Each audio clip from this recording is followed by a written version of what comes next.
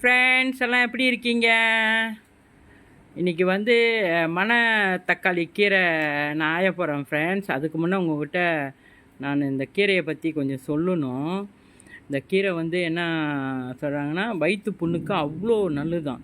இது நான் சாப்பிட்ருக்கேன் ஃப்ரெண்ட்ஸ். வயிற்று புண்ணுக்கு வந்து குணமாக்கிறதுக்கு இது ஒரு நல்ல கீரைன்னு சொல்லலாம், மூலிகைன்னு சொல்லலாம்.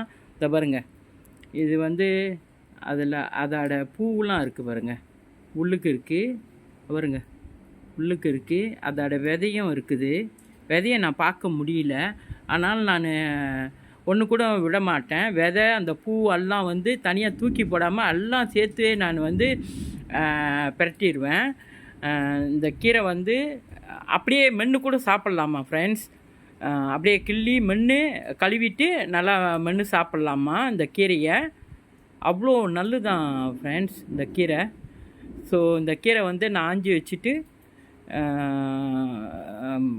எப்போ சமைக்க போகிறேன்னு தெரில.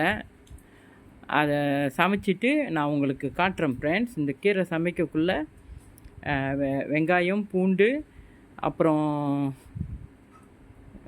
அந்த என்ன நான் அதிகமாக போடுவோம் அப்படின்னா தேங்காய் துருவல் போட்டு நம்ம சாப்பிடக்குள்ளே அவ்வளோ நல்லாயிருக்கும் ஃப்ரெண்ட்ஸ். ரொம்ப நன்றி ஃப்ரெண்ட்ஸ். நீங்களும் இந்த மணத்தக்காளி கீரை வாங்கி சமைச்சு சாப்பிடுங்க ஃப்ரெண்ட்ஸ், ரொம்ப நல்லாயிருக்கும். Okay friends, see you.